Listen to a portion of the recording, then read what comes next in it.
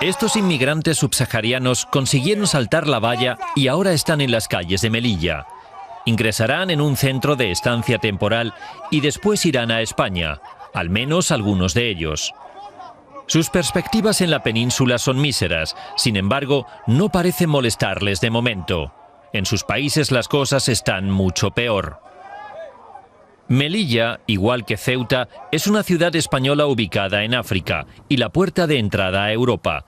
La valla fronteriza, protegida por la policía española y marroquí, es una triple alambrada de alta tecnología erigida para impedir la entrada de inmigrantes. Pero este año consiguieron saltarla 2.000 personas, una cifra sin precedentes. En campamentos como este, en el monte Gurugú, cientos siguen esperando su oportunidad.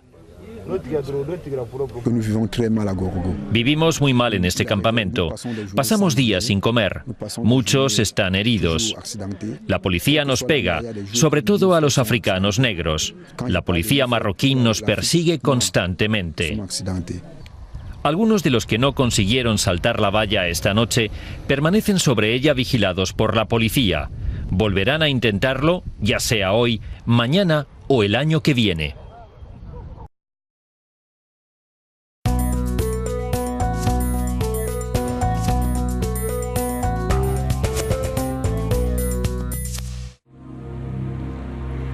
Su sueño era llegar a la otra orilla. Estamos en el sur de Túnez. Estos hombres vienen de Etiopía, Sudán o Somalia y esperan ser admitidos en el centro que la Media Luna Roja tiene en Medellín.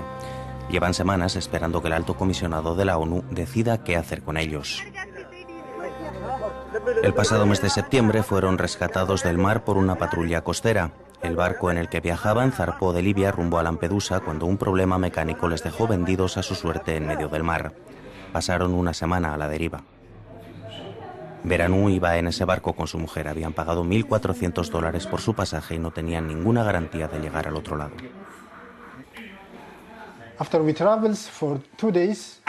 Después de 2 días de travesía sufrimos una avería en el motor.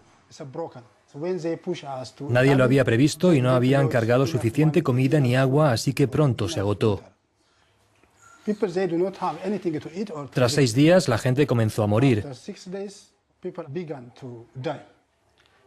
Había varias mujeres en cinta que perdieron a sus hijos. Cuando llegamos a Túnez, muchas todavía sangraban.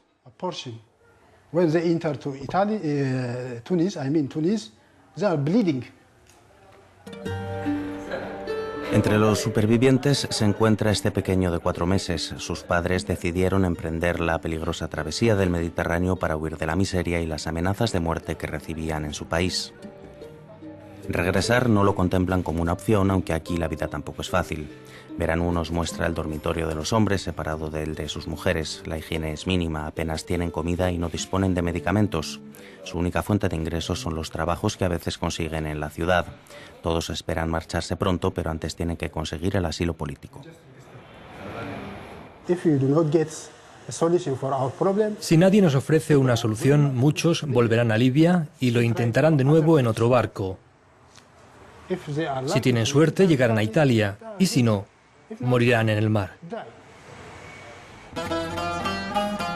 Estamos en el puerto de Sarsís, a unos 70 kilómetros de Medellín.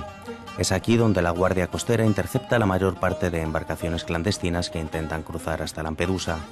Los viajes se organizan en Libia. Desde la revolución, el tráfico entre ambas orillas se ha intensificado brutalmente. Los pescadores son testigos de ese continuo trasiego.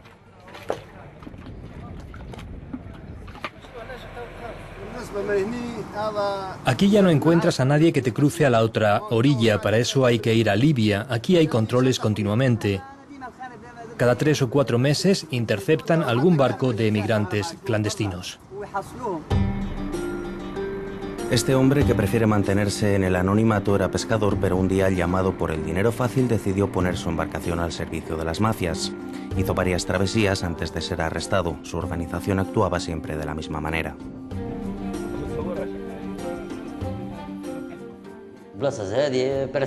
Pasaba hasta 50 personas en cada viaje. Primero les traíamos a escondites como este, donde pasaban 2 o 3 días. Les dábamos agua y alimento hasta que un barco llegaba para recogerlos. Cada pasaje cuesta unos 1.500 euros. Ese dinero se lo reparten el propietario del barco, el capitán y diversos intermediarios. Se trata de un negocio muy rentable que con la guerra libia experimentó un enorme crecimiento. De repente había mucha gente que quería marcharse, así que el número de viajes se multiplicó. Si crece la demanda, crece también la oferta y los precios bajan. Así que decidimos reducir la actividad.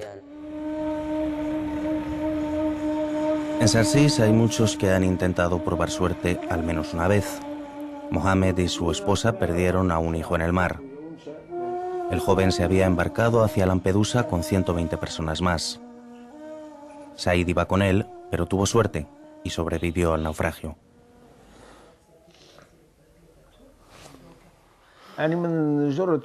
Desde entonces no puedo pensar en otra cosa. Revivo ese momento cada día.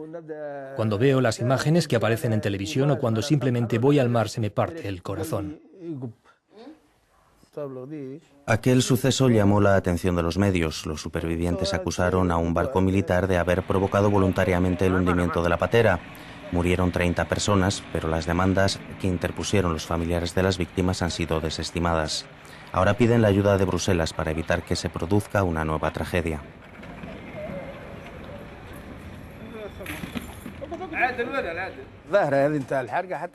La Unión Europea ha quedado en evidencia. Si facilitaran la obtención de visados, mi hijo seguiría vivo. Habría volado legalmente a Francia, habría buscado trabajo durante algunos meses y habría regresado a casa. Faisal no cree que Europa vaya a abrir sus fronteras. Dirige una asociación de ayuda a los emigrantes que fracasaron en su intento de cruzar el Mediterráneo y reclama de Bruselas más ayudas al desarrollo en los países africanos para evitar que la población emigre.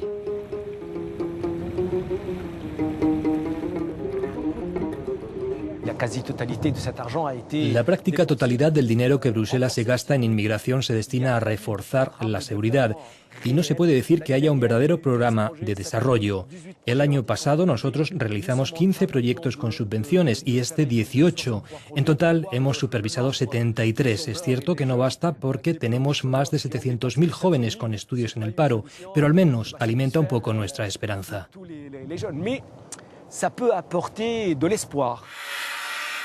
Salem es uno de los emigrantes que se ha podido beneficiar de las ayudas europeas a la reinserción. Zarpó en 2011 clandestinamente hacia Francia, pasando antes por Lampedusa. Poco después de llegar a su destino fue encarcelado y al salir no encontró trabajo, así que pasados unos meses decidió regresar a su país. Si me hubiera quedado en Francia no habría encontrado trabajo. Los que llegaron conmigo y aún siguen allí están en paro. Ni tienen trabajo, ni un lugar donde dormir, ni nada de nada. Yo regresé aquí, estoy trabajando y tengo un proyecto en marcha que me permitirá ahorrar para el futuro. No volvería a Francia aunque tuviera papeles, aunque me prometieran un alojamiento y un trabajo. No volvería a hacerlo. Moés también disfruta de una ayuda europea. Hace 3 años abrió una tienda de comestibles que le da para vivir. Primero viajó a Polonia con un contrato de trabajo y desde allí llegó a Francia, pero tras 4 años sin papeles decidió regresar. De su estancia en el extranjero guarda muy buenos recuerdos, aunque asegura que no repetiría la experiencia. He visto lo que es Europa, cómo vive la gente allí y cómo viven los inmigrantes. Y luego muchos de ellos regresan en verano y animan a los jóvenes a seguir su camino. Vienen con sus coches BMW de segunda mano y mienten. Dicen que viven mejor que aquí, que tienen un apartamento de 2 o 3 habitaciones cuando en realidad viven en una habitación de 2 metros cuadrados. Que Dios les perdone porque mucha gente ha muerto intentando imitarles. Y habrá otros porque muchos siguen creyendo fervientemente en el sueño europeo y están dispuestos a asumir los riesgos. Issam tiene trabajo pero quiere marcharse. Será su tercera travesía por el Mediterráneo. La primera acabó en Lampedusa, la segunda le condujo hasta Francia, pero tras 2 años en la clandestinidad fue detenido y expulsado del país. Hoy quiere embarcarse de nuevo y nada podrá disuadirle de hacerlo, ni siquiera las últimas tragedias. Es el destino, hay que buscarse la vida. El que tenga que morir, morirá, y el que tenga que vivir, vivirá. Es así, nadie puede cambiar su destino, así que yo volveré a intentarlo. Operación Sonar contra la inmigración irregular. Un dispositivo especial de la Policía Nacional en Ceuta y Melilla detecta en un mes cerca de 500 intentos de extranjeros para acceder irregularmente a la península.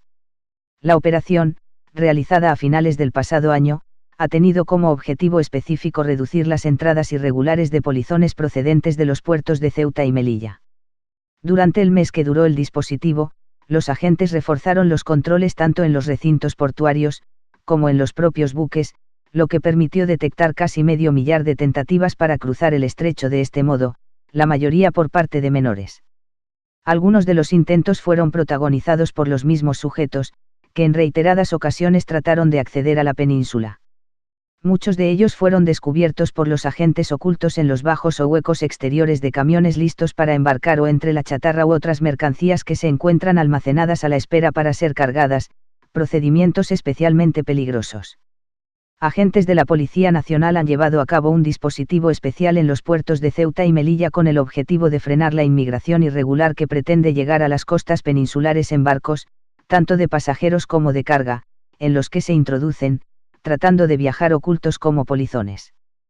Para ello, los agentes de la Brigada de Respuesta a la Inmigración Clandestina, BRIC, desplegaron un dispositivo de refuerzo del personal propio de los mencionados puestos fronterizos, que se articuló en dos tareas fundamentalmente: intensificar los controles en las rampas de acceso a los barcos con el fin de detectar inmigrantes que pudieran ocultarse en camiones, vehículos o contenedores y realizar patrullas y requisas por todo el recinto portuario, especialmente en las horas previas a cada embarque, a fin de identificar a cualquier persona no autorizada que pudiera intentar acceder a los barcos, ya sean de pasajeros o de transporte de mercancías, que zarpan a diario con destino a Málaga, Almería o Motril principalmente. En tan solo un mes, la operación se ha saldado con la detección de casi 500 intentos de entrada irregular, en su mayoría protagonizados por menores de edad que pretendían llegar a las costas españolas como polizones, utilizando para acceder a las embarcaciones diversos métodos, algunos de ellos especialmente arriesgados para su propia vida o integridad física. Todos los viernes salen a la caza del negro, meten a la gente en la cárcel por nada. Nos llaman animales y nos pegan. Miren cómo le han dejado la piel, lleva 11 meses aquí. Miren a este otro, miren cómo vivimos aquí. Nos hemos convertido en un negocio para ellos, quieren hacerse ricos a nuestra costa. Estas voces llegadas de África no son más que unas pocas entre miles que sufren tras los muros de los centros de detención para inmigrantes de Libia. 5 años después del asesinato de Gaddafi, el Estado libio se ha derrumbado. Libia está sumida en la inestabilidad y se ha convertido en un destino de la inmigración irregular.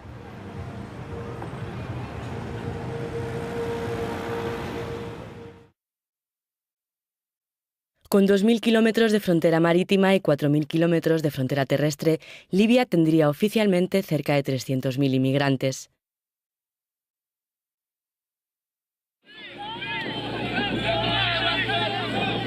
Son muchos los candidatos a la peligrosísima travesía hacia Europa, a unos 300 kilómetros de las costas libias. Un drama creciente al que los guardacostas intentan hacer frente con medios irrisorios. Nos estábamos muriendo.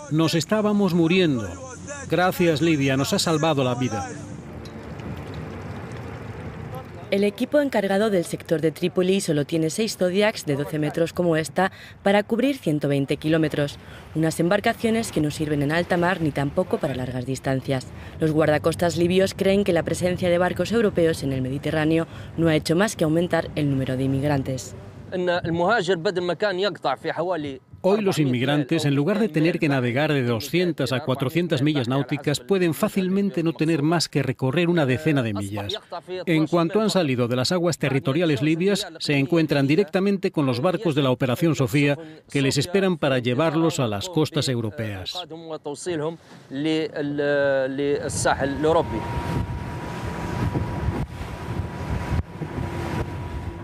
Llevan una cantidad enorme de gente en los barcos porque calculan para distancias cortas. El resultado es que desde que zarpan y en cuanto han navegado 12 millas, los barcos se hunden. Esa es la principal causa del aumento del número de muertos. Cerca de 4.700 personas han muerto ahogadas en el Mediterráneo en 2016, según las Naciones Unidas. Un siniestro balance récord. Esto es lo que queda de los barcos interceptados por los guardacostas libios. Ahora los fabrican especialmente para transportar inmigrantes. Y el tráfico es un negocio próspero porque desde enero son más de 14.000 los inmigrantes que han sido socorridos en el mar. 4 veces más que los años anteriores.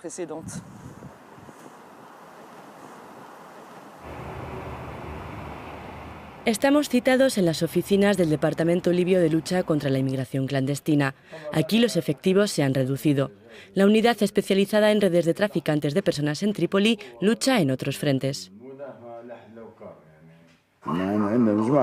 Muchos de nuestros hombres están en Sirte combatiendo al Estado Islámico. En estos momentos, la verdad es que no tenemos fuerza de intervención alguna. Fíjese cómo actúan los traficantes. Han recorrido 100 kilómetros ahí dentro. El tráfico de inmigrantes surgió en Libia tras el linchamiento de Gaddafi. El negocio nunca les ha ido tan bien como en el último año, según los traficantes con los que hemos hablado. Cada travesía les deja un beneficio de entre 16.000 euros por una Zodiac y hasta más de 100.000 por un pesquero. La Operación Sofía ha facilitado las cosas. Antes las Zodiacs podían tardar en llegar 17 horas, 20 horas, 24 horas. Ahora la travesía dura un máximo de 4 horas. Como los guardacostas, los equipos libios contra los traficantes carecen de medios. La caja del Ministerio del Interior está vacía y llevan 3 meses sin cobrar. Todo hace agua, nos dice el responsable administrativo del departamento. El material, los ordenadores, los coches, los uniformes, los medios de comunicación nocturna, los walkie-talkie. Necesitamos ayuda con todo eso. El responsable de Relaciones Internacionales de los encargados de perseguir a los traficantes acusa a la comunidad internacional.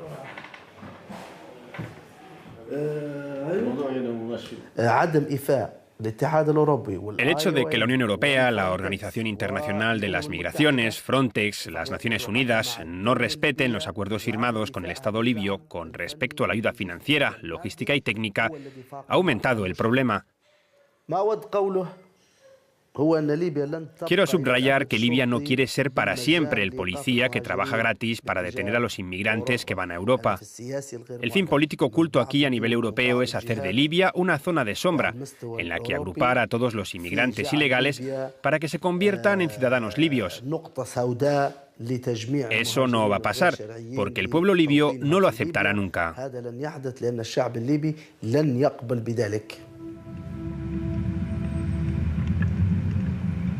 Los inmigrantes detenidos por las autoridades libias son enviados a uno de los 22 centros de internamiento forzoso para inmigrantes del país.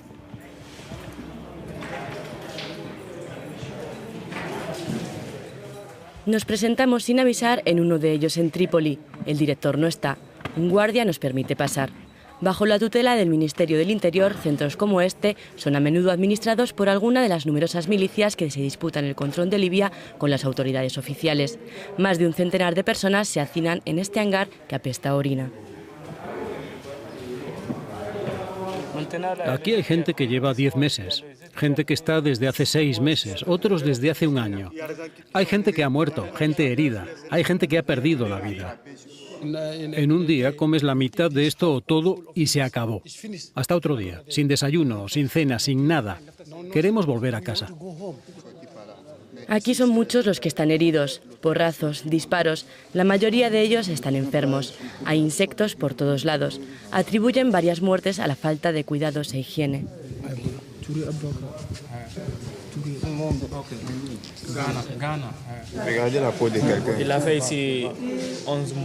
Miren cómo le han dejado la piel. Lleva 11 meses aquí.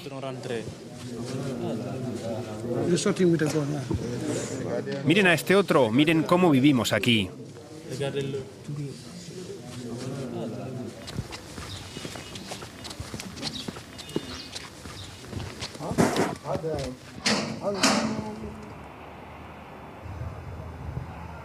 Nos dirigimos a la zona de las mujeres. A primera vista las condiciones son menos malas, pero la primera impresión dura poco. Estoy embarazada, no tengo ninguna atención médica, no como, no duermo bien, disparan a la gente, disparan en cualquier momento.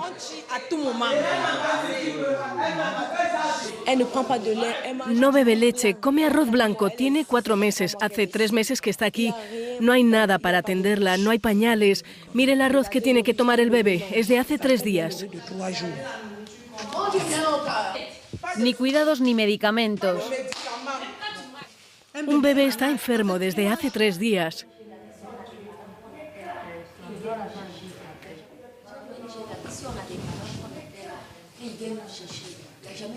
Todas las mujeres que están aquí dicen haber sido detenidas en la calle o en su casa.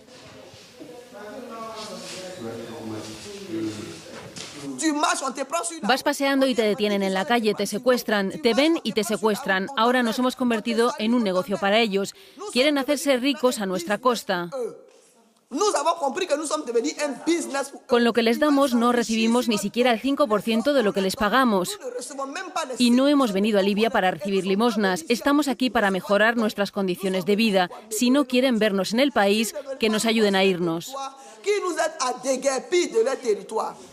Muchas de estas mujeres han perdido a sus bebés por falta de cuidados. Nos dicen que los golpes y las amenazas son frecuentes y las violaciones habituales.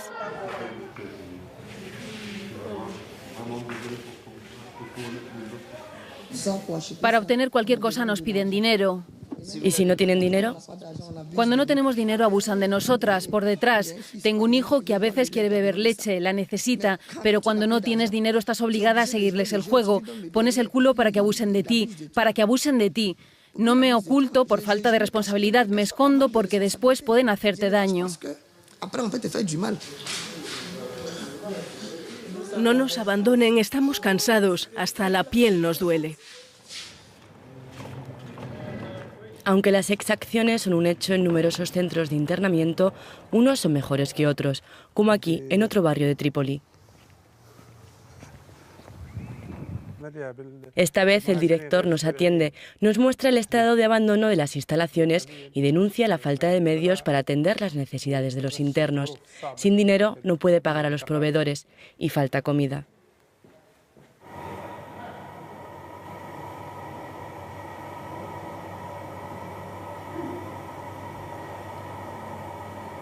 La ayuda humanitaria es muy escasa.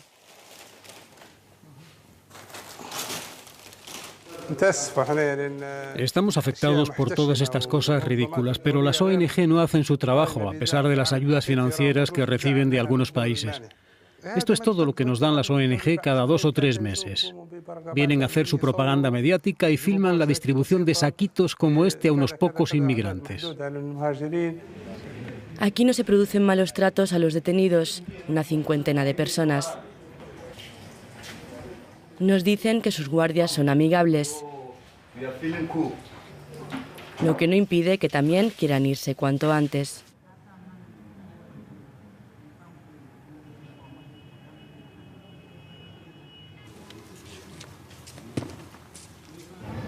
Estas mujeres han escapado de una red de prostitución.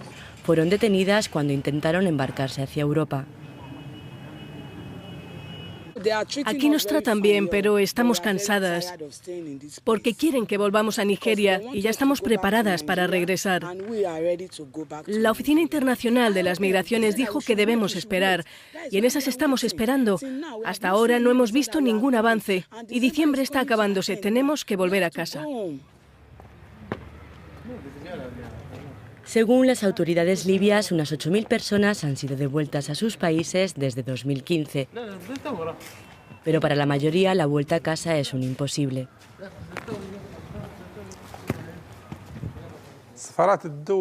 Las embajadas de los países africanos no ayudan nada por una simple razón. En primer lugar, porque no están representadas en Libia. Y en segundo lugar, porque no saben qué hacer si los reenvían. Creen que esta gente supone un problema y se quedan muy tranquilos cuando se van del país.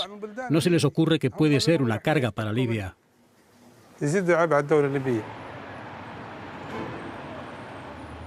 Los que no sufren penas de prisión se esfuerzan por sobrevivir en una ciudad en donde el peligro acecha por todos lados.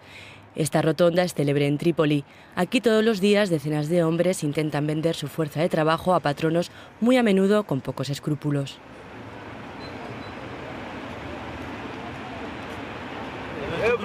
Todos los días disparan a la gente como si fueran animales. No es justo. Secuestran a la gente, les hacen pagar miles de dinares. Te llevan a trabajar y no te pagarán. Cuando acabes el trabajo te dirán que te largues. No es justo. Que la ONU nos ayude. Todos tienen aquí un único objetivo: Europa.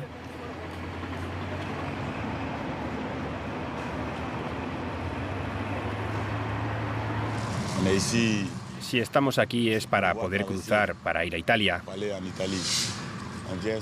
Venimos aquí a sentarnos por la mañana para encontrar trabajillos con los árabes, para ahorrar. Pero es cuestión de suerte, porque aquí los hay que vienen a robarnos, para vendernos y meternos en la cárcel. Hay que pagar 1000 dinares para que te liberen. Y también cuando has ahorrado un poco y puedes pagar el barco para cruzar, en pleno mar van a detenernos para encerrarnos otra vez en la cárcel. Y hay que pagar antes de salir, ya ves, así estamos los inmigrantes aquí en Libia.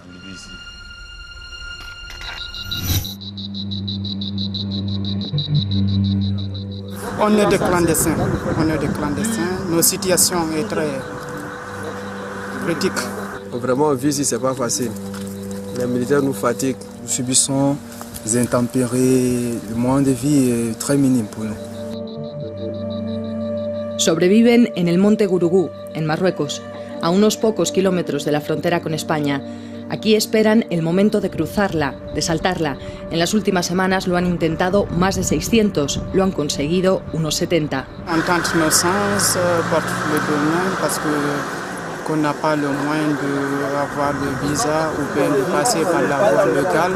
La mayoría de este grupo son de Costa de Marfil, huyen de la guerra, muchos otros de la miseria. Moi, je suis rentré en Libye deux fois. Mais la Gordia nous met dehors. Mais ce que je demande à l'Union européenne, ils n'ont qu'à dire à les Espagnols, ils vont dire à la Gordia, pardon, si on rentre, la Gordia, pardon, si on rentre, ils n'ont qu'à nous laisser, on va aller. Ce que Dieu va nous donner, on va manger ça. Mais il ne faut pas, ils vont nous faire sortir, ils vont nous donner à les Marocains, ils vont nous tabasser comme les chiens. Les Marocains nous prennent comme des chiens ici. En esta zona de Marruecos, la violencia contra los migrantes subsaharianos se ha duplicado en 4 meses, según Médicos Sin Fronteras. La policía marroquí, nos cuentan ellos, peina la zona a menudo. Moi, je sais pas si la communauté nationale peut voir ce qu'on est là à expliquer. Si la communauté humanitaire peut nous aider un peu. Mais les Marocains, ils nous tapent jusqu'à ce que vraiment c'est terrible. Oui. D'autres, grâce au bon Dieu, d'autres arrivent à survivre. Mais d'autres, la plupart meurent, disparaissent. Donc ce sont des choses qui c'est pas bon. Nous sommes là, nous sommes des êtres humains comme eux. Bon, il y a des choses que c'est juste pour ça, quoi. Merci beaucoup. Algunos acaban a 140 kilómetros, desterrados a Oujda, en la frontera con Argelia. Allí viven confinados en lo que llaman la fac, la universidad, protegidos también de la policía. No entra allí, casi nadie lo hace. Una especie de tierra maldita llena de heridos y de inmigrantes que lo volverán a intentar o lo harán por primera vez. Los chavales no tienen más remedio que intentar saltar la valla como lo están haciendo, como hicieron en el 2005, saltando en grupo, cosa que no quieren hacer, lo peor que pueden hacer y ellos lo saben. Si esa valla, con la estructura que tiene, la pusieran en cualquier sitio de la Unión Europea para cazar pájaros, una red para cazar pájaros, estaría prohibida, pero aquí la ponen para cazar personas. Y una trampa que resulta mortal muchas veces, ¿no? Una valla doble, de 6 metros de altura, unida por un entramado de cables de acero a la que eliminaron las hojas cortantes en 2006 para evitar lesiones graves. Esta es la última barrera entre África y Europa, 12 kilómetros de hierros y alambres pensados para frenar la inmigración irregular que espera al otro lado, en Marruecos, una oportunidad para saltarla. Es uno de los 14 muros que dividen el mundo. El propósito para cada vez más número de inmigrantes subsaharianos desde mayo. Lo primero que hay que plantear es que el inmigrante no está entrando por un paso fronterizo con una documentación correcta. Está violentando la frontera de un país que es soberano y que tiene que defenderla. Y no vienen pidiendo permiso o que se le abra la puerta, sino vienen asaltando la valla. C'est pas juste de venir ici, d'employer ses moyens ou bien de venir là, mais en fait, les gens veulent croire à un rêve. Los que esperan en el bosque lo alcanzan. Desde arriba. Cada día, con los ojos. Ángela Gallardo Bernal, RT España.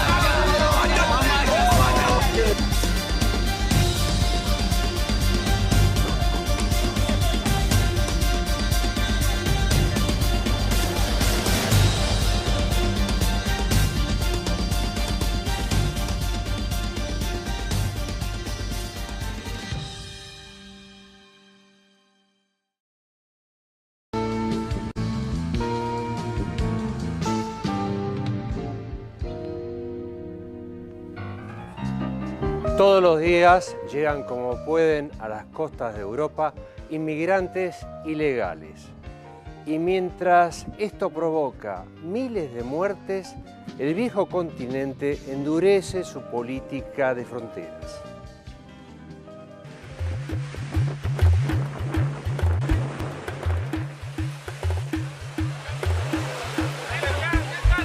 Como una guerra dramática y silenciosa, cada 2 horas, un inmigrante de los miles que cada día emprenden la travesía pierde la vida en su intento de llegar a Europa y encontrar un futuro más promisorio.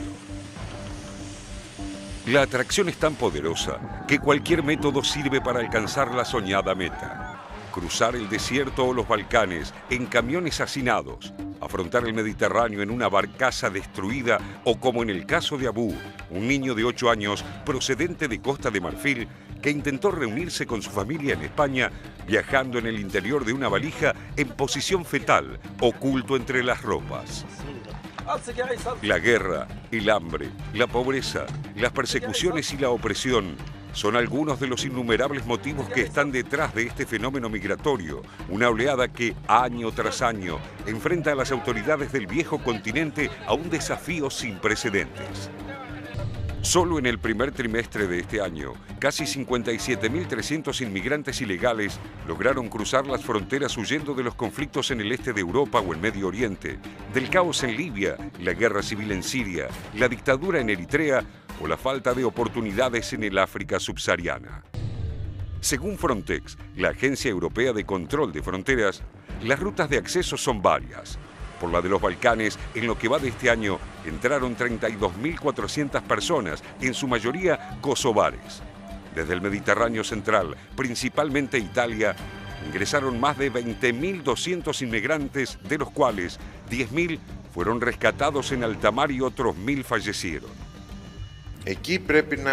Por la ruta del Mediterráneo oriental, Grecia y Bulgaria, llegaron 13.500 y por España 1.200. La cifra total triplica a la del mismo periodo de 2014. Presionada por los últimos naufragios ocurridos en Lampedusa frente a las costas italianas, más de la mitad de los integrantes de la Unión Europea comprometieron su ayuda en la última cumbre convocada en Bruselas el pasado 25 de abril, aunque en los hechos los países integrantes del bloque se dividen en dos grupos a la hora de responder al desafío inmigratorio. Mientras Italia, Grecia, España, Bulgaria y Malta, los países por los que ingresan los inmigrantes, reclaman mayor compromiso a la hora de hacer frente a las tragedias, los del norte, los estados que reciben más pedidos de refugio y asilo como Alemania, Suecia, Francia y Hungría, piden a los del sur mayor disposición a acogerlos. Es que una vez superado el peligroso trámite de ingreso al continente, la mayoría de los inmigrantes siguen su camino hacia el norte de Europa, ya sea por sus propios medios o valiéndose de las mafias traficantes. De las 626.065 solicitudes de asilo que recibió la Unión Europea en 2014, solo en 184.665 casos se ofreció algún tipo de protección a los demandantes. Otros de los factores que Europa no tiene en cuenta a la hora de abrir sus fronteras es el envejecimiento de su población. En la próxima década, el continente perderá a 17,5 millones de personas en edad de trabajar. A largo plazo, los problemas demográficos obligarán a Europa a buscar mano de obra fronteras afuera. Ampliamente resistida por parte de los gobiernos integrantes del bloque, una nueva propuesta de la Comisión Europea plantea establecer un sistema de cuotas de asilo obligatorias, redistribuyendo de manera equitativa las peticiones de asilo, regidas por un criterio de distribución que tendrá en cuenta factores como la situación económica, el Producto Bruto Interno y la tasa de desempleo, la población y los esfuerzos realizados previamente por los Estados miembros. Aunque este flujo inmigratorio lleva años en franco crecimiento y las tragedias en el Mediterráneo se repiten año tras año, Europa, convertida en una suerte de fortaleza, insiste con cerrar sus puertas y responder a esta crisis humanitaria con mayor militarización y vigilancia en las fronteras, dejando afuera la posibilidad de un cambio en su política migratoria, extendiendo los canales legales para recibir más solicitudes de asilo.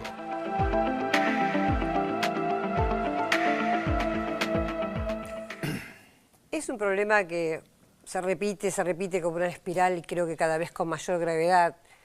La expulsión por modelos económicos que no favorecen a la mayoría, todo lo contrario, expulsar a los pobres y al mismo tiempo condenarlos o demonizarlos, ¿no?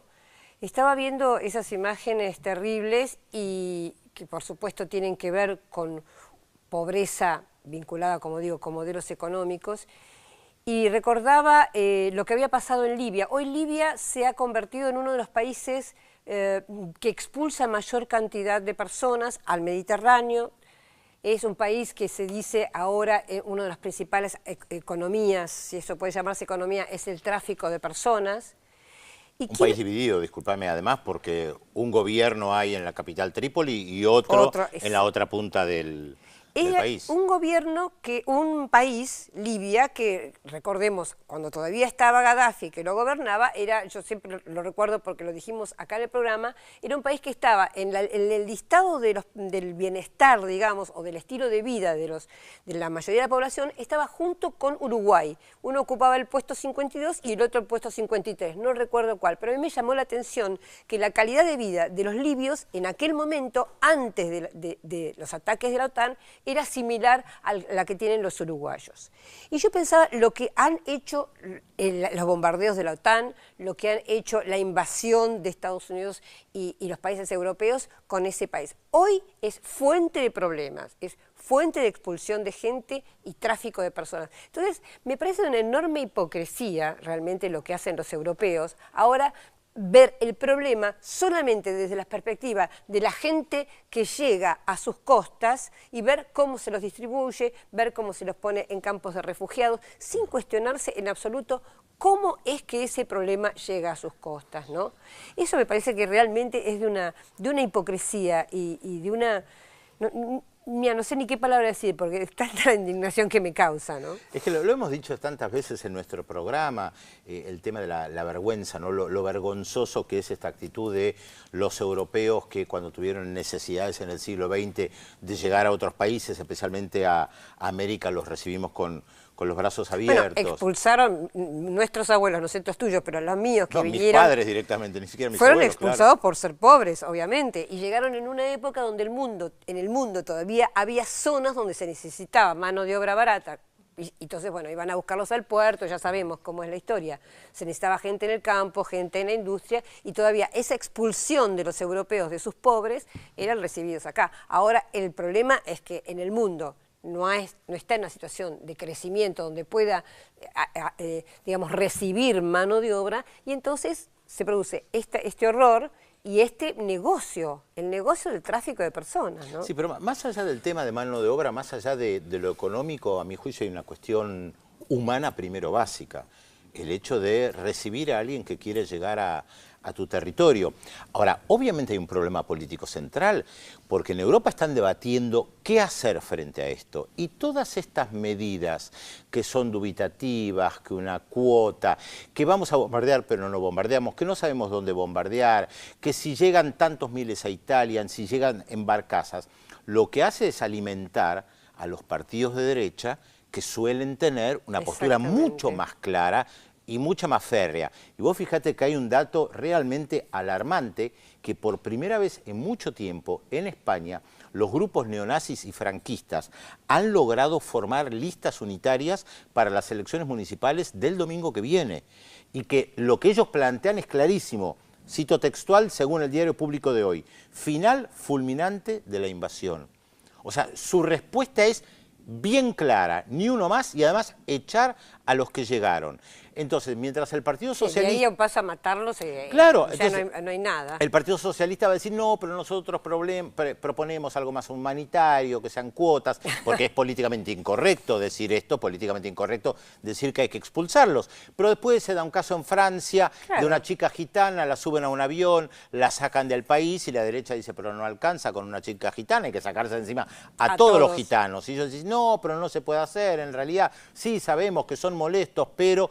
Y terminan dudando, y los partidos de extrema derecha crecen con el tema de la inmigración, incluso en países, lo hemos visto, porque hemos analizado también la situación en Dinamarca, en Suecia, donde el fenómeno migratorio ni siquiera es grande, es muy pequeño, y ahí también crecen los partidos de extrema derecha. Exactamente, y bueno, una vez más tenemos que volver a los medios, ¿no? Que son los que plantean en la situación de esta manera, sin contar cuál es el origen del problema, y remitiéndose a esto. Si uno lee los diarios europeos de estos días, efectivamente está que si hay que aceptar una cuota obligatoria de inmigrantes, que si no hay que aceptarlas, que si hay un reparto no lo hay, que los 28 países tienen que estar de acuerdo para tomar una decisión, sin tocar el verdadero punto. Acordate, discúlpame que te interrumpa, cuando fueron elecciones en Francia ya hace varios años, que el gran lema de la derecha era el plomero polaco. O sea, los polacos que vienen y te sacan a vos como francés tu lugar de trabajo, y siempre daban el ejemplo del plomero polaco. Sí, es cierto. No, y el otro tema que me parece acorde con el bloque anterior, lo que hablábamos de un mundo un sector del mundo que se quiere militarizar para no perder poder y para seguir teniendo el liderazgo, es el tema de la Unión Europea, que quiere pedir al Consejo de Seguridad de Naciones Unidas autorización para poder, primero, ocupar Libia nuevamente, cosa que Rusia, que está en el Consejo de Seguridad, se opone, pero al mismo tiempo atacar militarmente a lo que ellos llaman los traficantes de personas. Seguramente algún traficante van a atacar, pero también van a morir varios inmigrantes en ese intento, puedo imaginarme. ¿Y España qué va a hacer? ¿Atacar Rumania? Porque la mayoría de los inmigrantes que hay en España son rumanos, los que hay, los ecuatorianos. Sino serían los que están, digamos, los que están ingresando, ¿no? Y el tema es que la OTAN La OTAN acepta esto, apoya a la Unión Europea en el mismo, en esa idea de conseguir un mandato que, por supuesto, si viene del Consejo de Seguridad y viene de Naciones Unidas, pareciera que es toda la comunidad internacional la que acepta. Quiero decir una cosa muy simple. Mientras estaban debatiendo esto en la OTAN, los miembros de la OTAN, los dirigentes y cancilleres de la OTAN estaban reunidos en Turquía bailando y cantando todos la canción esta de Michael Jackson, We Are the World, alegremente, mientras estaban tratando el tema de la muerte de la gente, inmigrantes que están buscando una vida mejor. Era realmente patético. Sí, es verdad. ¿Te parece que le consultemos otra vez a Félix Taylor sobre la incógnita? Dale. Porque mucha gente no está adivinando. Es cierto, Y es Taylor, cierto. usted tiene que dar un poquito más de Yo datos. ahora les voy a dar en vez de pelearme a mí, de datos. No, ¿cómo pelearme? ¿Qué dijo? ¿Usted me pelea? No, yo no peleo. Escúcheme, Susana y Julio de Travesía, que siempre nos mandan saludos. Espere con la incógnita 2 segundos. De Córdoba, acertaron la incógnita y dice que ya están celebrando lo de Telma. Descorcharon al mediodía ya. Por supuesto. Empiezan temprano. Saludo para ellos. Patricia de Villa San Merlo en San Luis no acertó con la incógnita y felicita a Telma por la nominación y el programa. Eloy de Villa Adelina acertó la incógnita. Guillermo de Almagro acertó la incógnita y Matilde de Rosario acertó la incógnita. ¿Vio, Pedro? Usted me dice que yo no ayudo. Mire, y acá va un dato más. Miles que no adivinan, dígale. Escuche. Desde 1952 nuestro personaje empieza a realizar fotomontajes semanales para la ilustración de una revista femenina que justamente ilustraba el relato de sueños que enviaban las lectoras. Mientras se dedicaba a la docencia, avanzó en exposiciones y en su país natal, en Alemania, se conoce su obra recién en los años 70, cuando nació usted, Pedro Brigger. ¿Quién es nuestro personaje de hoy? 0800 444 1777 y 4535 0709. Vamos a una pausa y luego seguimos aquí en más Visión 7 Internacional. Recuerden, hasta las 13:50. Ya le contamos de quién se trata. Piensen, ya volvemos.